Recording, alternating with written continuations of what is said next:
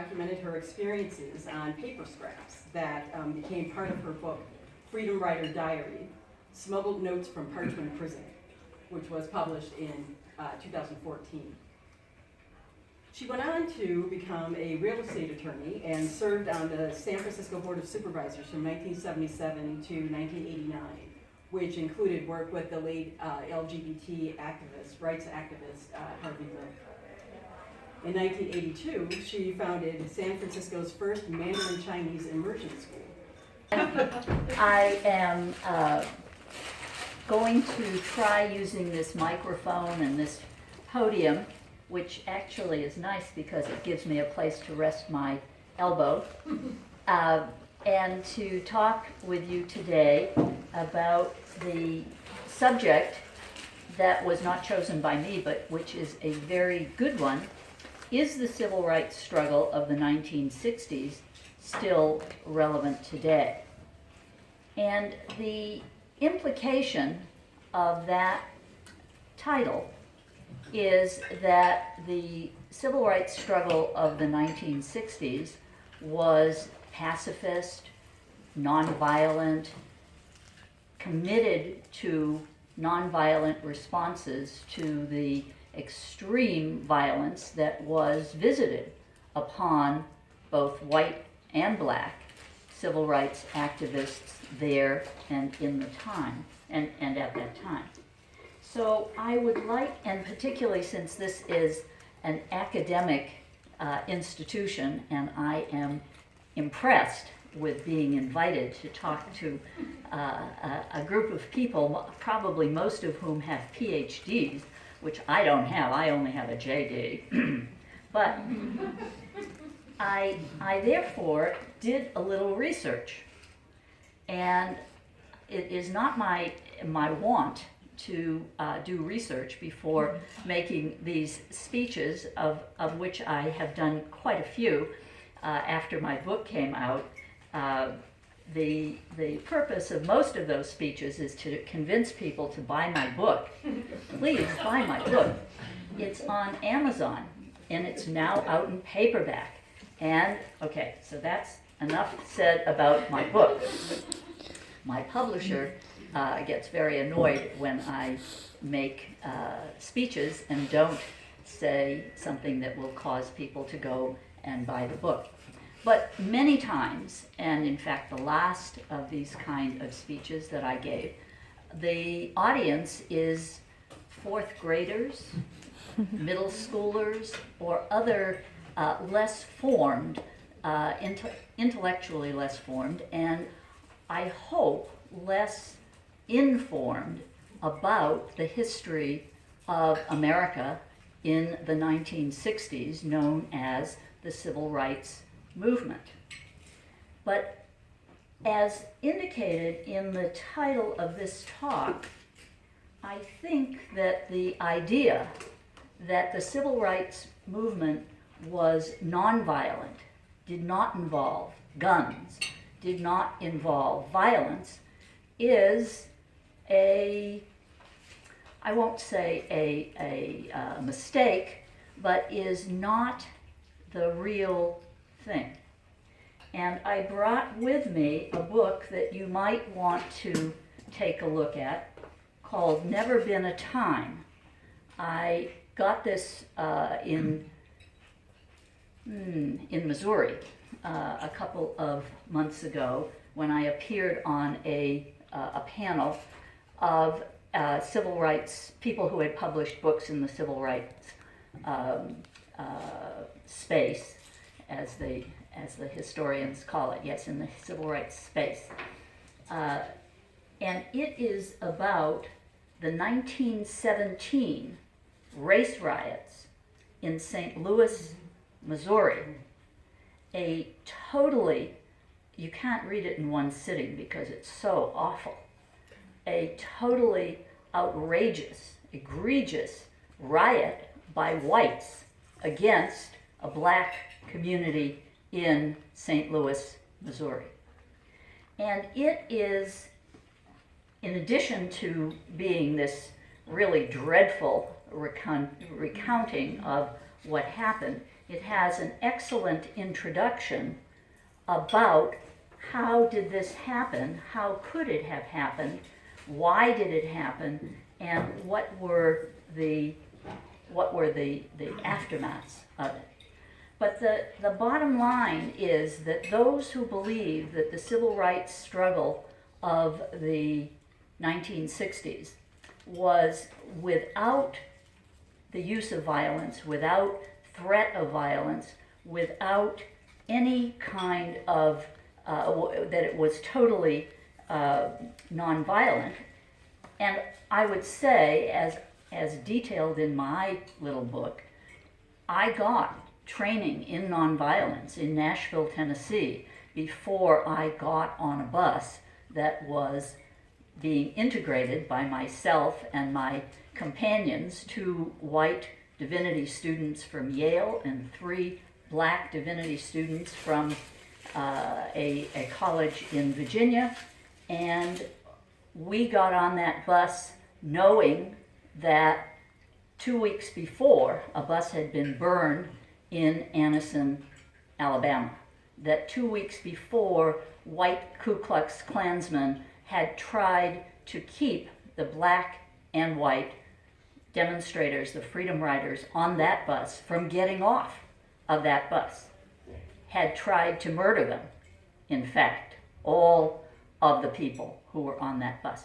We got on that bus, and we thought we knew what was going to happen, and in fact, we were able to ride peacefully from Nashville, Tennessee, as far as Jackson, Mississippi, where we were arrested.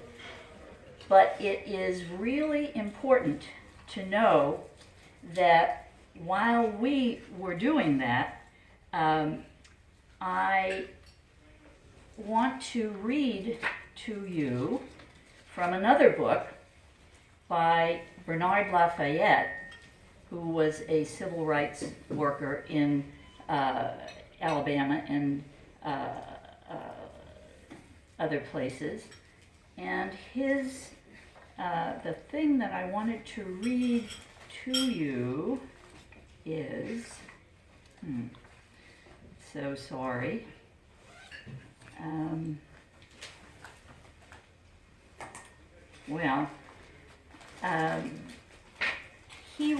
He was doing voter registration, and the part that I found that I wanted to read to you, which I cannot find, and I'm sorry about that, is the part where he describes the arsenal that was in the home of Martin Luther King Jr.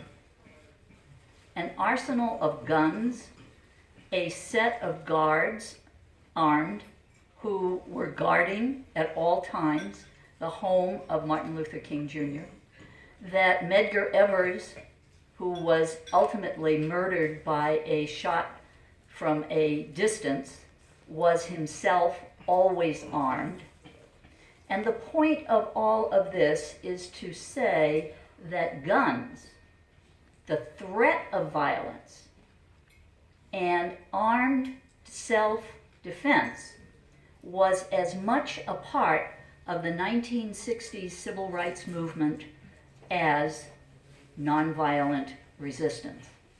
Now, how can this be, since all the talk is always about how Martin Luther King absorbed Gandhi's lessons and was able to make a peaceful change in the United States? Well, the bottom line is that nonviolence was a tactic.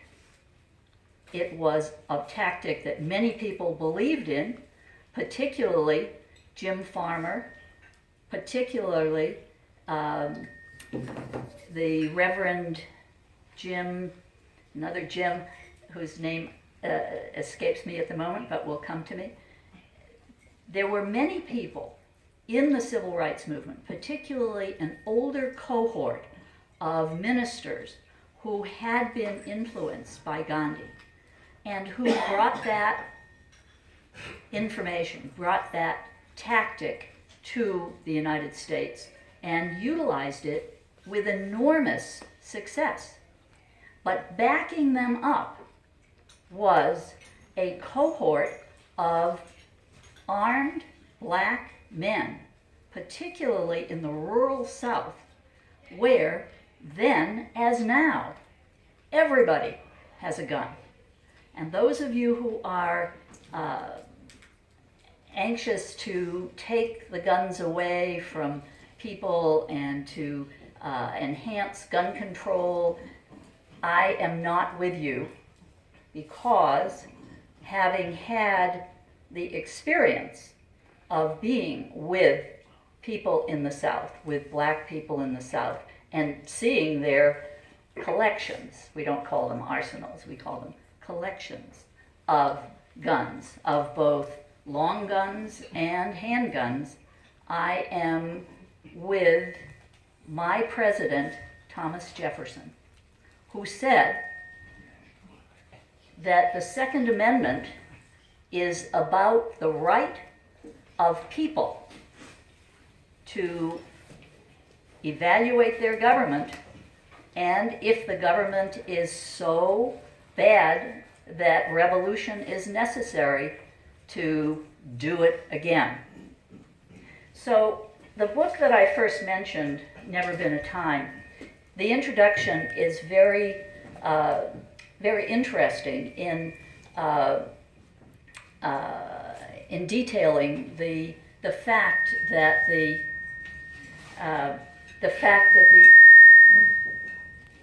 what am I doing wrong?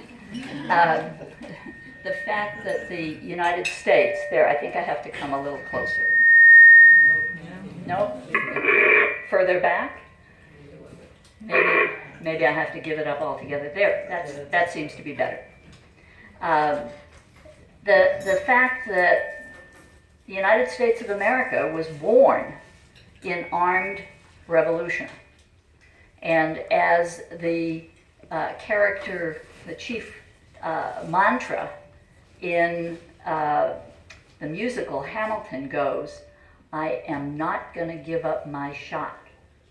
I'm just like my country. I'm young, scrappy, and hungry, and I am not giving up my shot.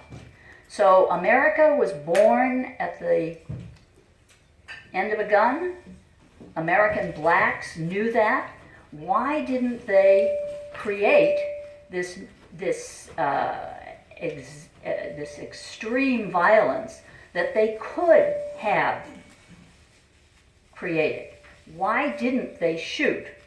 Why did they allow some of their marchers to be beaten and battered? Well, there's not a lot of writing about that, but there is some, and I would recommend to you that the book by Robert F. Williams called Negroes with Guns, published in 1963, is available on Amazon. The book that is called This Nonviolent Stuff'll Get You Killed by Charles E. Cobb, published more recently. And the fact that we have to recognize that part of the 1960s civil rights movement. So now we come forward to today, actually to yesterday, when the Wall Street Journal ran an extremely important article analyzing the Antifa violence. Antifa violence splits the left. If you haven't read it, you ought to, because you are at the center of it. Berkeley is the center of the conflict, and it's coming up. I don't know if it's this weekend or the following, but it's this weekend? Okay. So everybody should read this, because the question is, who are the Antifa.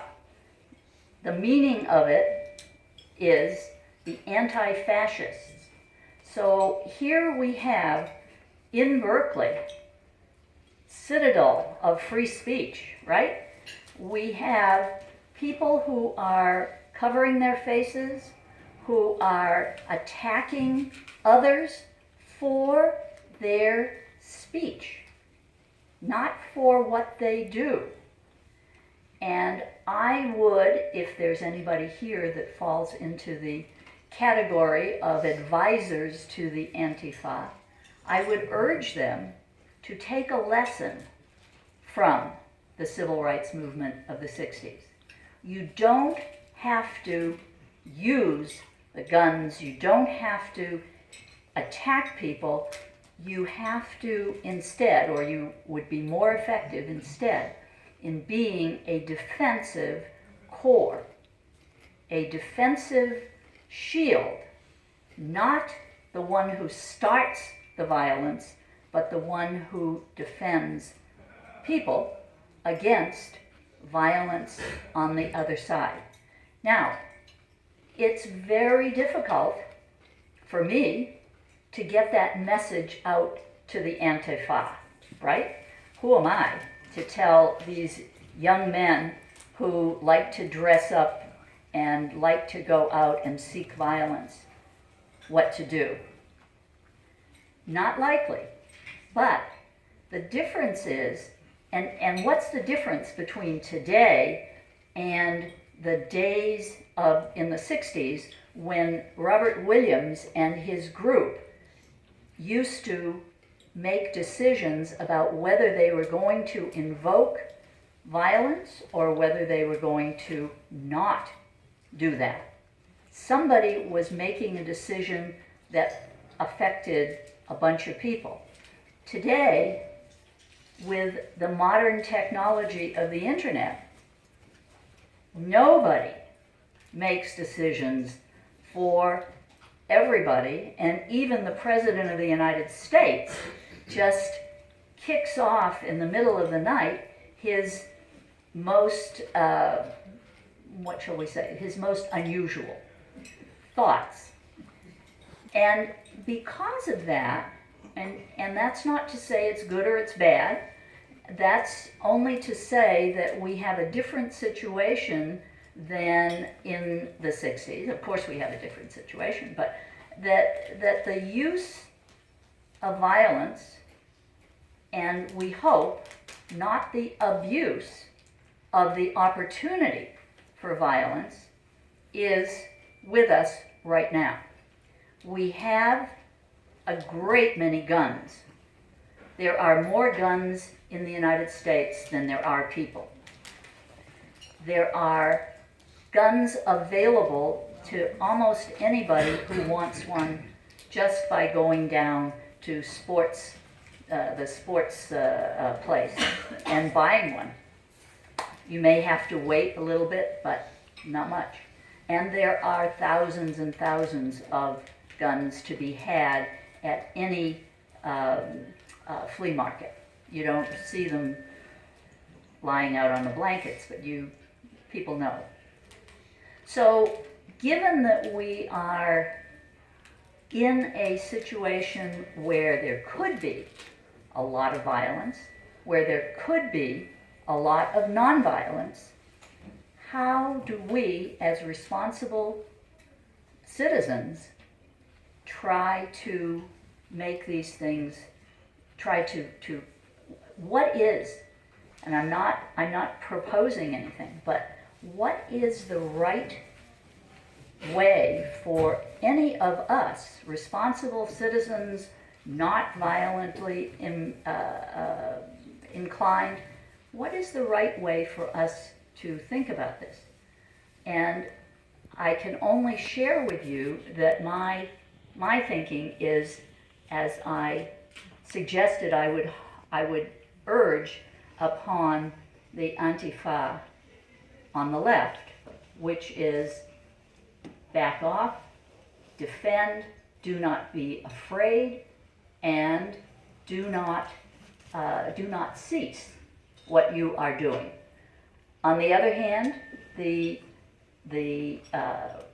people on the right who are coming into our communities to say things that we object to speak of Nazism, to speak of white supremacy, to speak of all kinds of things.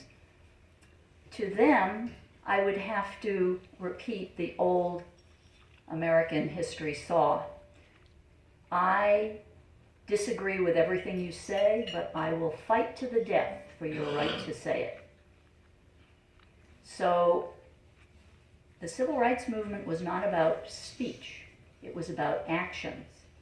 The actions of the Ku Klux Klan, the actions of the lynching mobs in Money, Mississippi, the actions of various people. Those actions can be defended against, should be defended against, with violence to violence, if people experience it that way. The opportunity, though, for freedom of speech is so precious, so unusual, so strange to the rest of the world. You talk to Vladimir Putin about freedom of speech. How can you let people say things like that? Yet we in America are so lucky. We have this precious thing called freedom of speech, freedom of assembly, etc. You know, all those things. We have to be so very vigilant to protect ourselves from those who would not only tell us something different, but who would violently prevent us from exercising those freedoms of speech. So that's my response to the topic of today's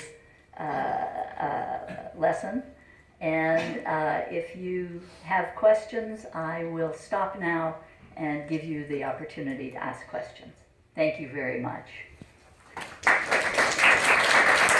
Experience as a freedom rider. You said a little something about training that you received and who you were teamed up with. Can you tell us when and where that was going on, what your experience was, and then what led to the material in prison that eventually turned into the book? Yes, of course. I was a graduate of the University of Chicago and spent my last year in Chicago thinking about big thoughts and thinking that what I wanted to do was to go off to New York and work at the United Nations, which I did. I arrived in New York on a bus, moved into a cousin's extra room, and took the bus over to the UN, went to their, what today would be called the Human Resources Department, and they hired me. So I spent a year in New York, and in May of 1961, I was ready to leave my job and go back to Chicago to go to law school. But in May of 1961, Mother's Day, May 14th, 1961, the Anniston bus burning happened. And the enormous amount of media coverage, which was on the New York Times front page, every front page in the world had this picture, many pictures, of a burning bus and people being beaten, and this, this terrible, terrible escalation of what had been